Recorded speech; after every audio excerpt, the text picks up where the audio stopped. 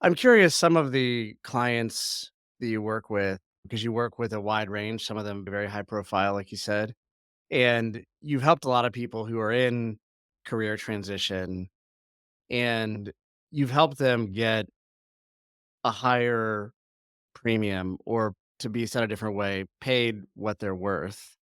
And I'm interested what that takes, if you can share that, because I think everybody wants to be paid what they're worth, but a lot of people don't Sure. know how to get there. At a high level, what is the secret to that? So there's a couple of pieces here. One is you should never negotiate against yourself. So a lot of the times it's a mindset piece on our own, where even, for example, you said, I want to be paid what I'm worth. And I don't think anyone's paid what they're worth. I think they're paid what they negotiate, right? That's why some people make millions more than others when you can't really tell them apart on paper. Well, there's a lot of different things where they've clearly identified a gap and they can expose that gap and negotiate for it and create more pie. Now, the mindset piece here is I don't want you to compare yourselves to others. I don't want you to go look for compensation reports and say, oh, I, as a CMO at this stage, I should expect a 300 to 350 base salary with a bonus of 20 to 30% and this much equity. Like when you're comparing yourself to the mean, whether it's the 10th percentile or the 90th percentile, you're still comparing yourself to criteria that fits most people. And you try to fit into that box for some reason. And good negotiation is really about saying there are no boundaries. There is no box. Every situation is unique and it's your job to explore what that value you can provide in that situation is. Occasionally, it means as a marketer engaging more on revenue activities or scooping up another piece of another department or simply proving the impact that you're going to have across the function of the entire business and working through that. But you should never assume that you know what you're worth. You want other people to say what you're worth and then push them forward with that. So that's step one. Just never be so sure of what you're worth that you wouldn't accept more. That's a Chris Voss quote too. And I think it's actually ripped off from Shakespeare. And there's a Shakespeare quote that's never assumeth you don't know. Yeah, like it's that you wouldn't accept more. Like this very similar kind of quote there from Shakespeare. That you don't give yourself the opportunity to see what more could look like. So that's something to think about through the process. And also, there are tricks that we can do, and I'll give a tangible one here to set the expectation that you are valuable. So, Eric, let's say that you're interviewing me for a VP of marketing position, and you're looking for someone 10, 15 years of experience, and I have 18, right? I might say something like, Eric, can you tell me a little bit about why you'd talk to someone like me, someone with a little bit more experience, versus maybe promoting someone internally or hiring somebody more inexpensive? Right. So I didn't tell you I'm expensive, but I'm asking you about what are your alternatives? I'm giving you the psychology that Jacob is a premium resource and I'm going to be more expensive than said inexpensive. I didn't give you any details on what that might be, but I'm priming the stage for you going, if I'm going to work with Jacob, I should expect expensive. Right. And so we can set just in the types of questions we ask, we can differentiate ourselves from the competition.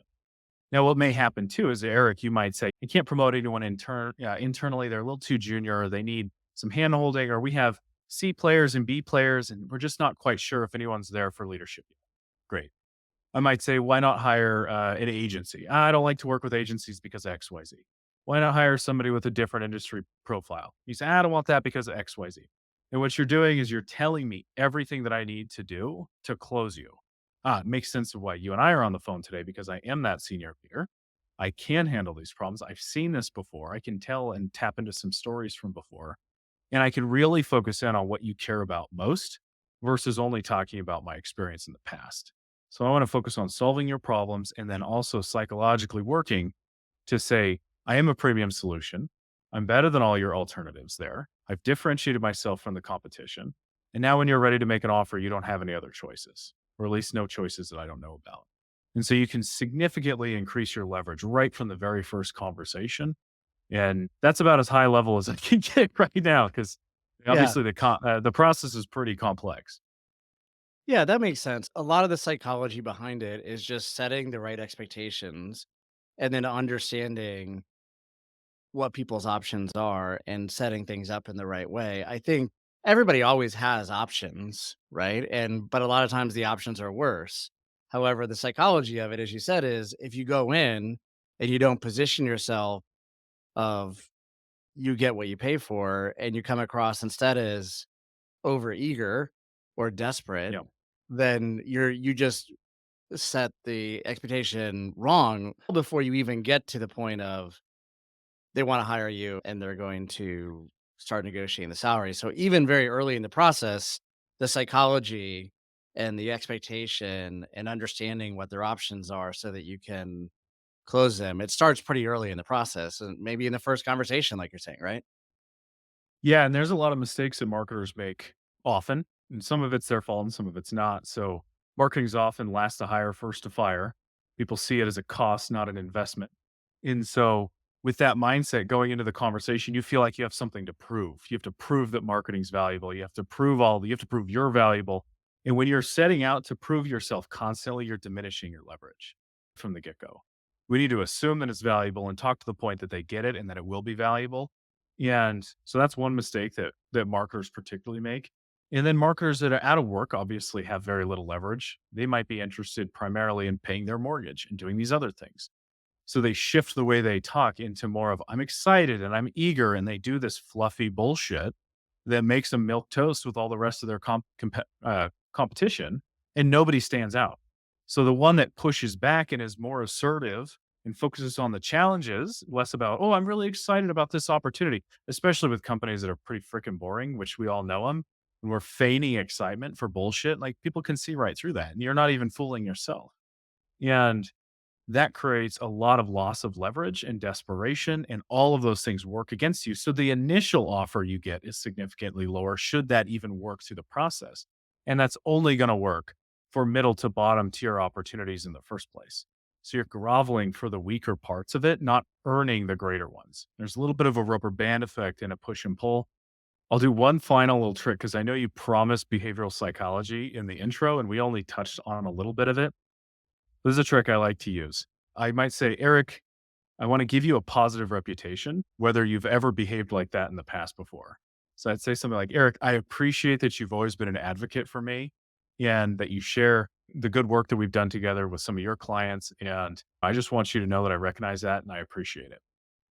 And so what I'm doing is I'm trying to give you a positive mentality, a positive reputation to entice your brain to keep doing that, to live up to that reputation, to be, oh, yeah, when I think about Jacob, I do think about promoting him in this way or talking highly of him or doing this. And you could do that in the interview process when they're talking about compensation and things. You could say, look, what's most important to me is finding alignment. And I appreciate that as a hiring manager, you're going to do the best that you can and you're going to be a great advocate for me. And I'm thankful for that. And so we give them the reputation. You're going to go to battle for me. Now we know that they might still cut you back 20% or those types of things. But we influence them every step of the way to be thinking, how can I be a better advocate for this person? And we use them to coach us on other interviews through the process and continually collaborating as an advocate. That's the person that they're going to want to hire, the one that's naturally already part of the team. So just a couple tips there. How much more have you been able to help people earn with these types of strategies so people get a directional sense for how effective this can be? Yeah, I feel very confident that just a handful of tips could make someone a million more in their career. Some cases, if they're positioned correctly, I've made that in one career transition. We had one not specific, not too specific, but we created a bidding war in the Fang group to get someone from 800,000 a year to 2.4 million a year, which was fascinating to me. I got a bottle of wine as a thank you for that. So I wasn't too happy, but that's what helped me trigger value based pricing afterwards. There's been, I had a moment earlier this year where we had talked through 6 months of severance and it was on target earning severance, right? Which was about, I want to say it was 350,000 for 6 months of on target earning for this particular executive. And the deal was almost signed. It went to legal, changed the definition from on target to base salary.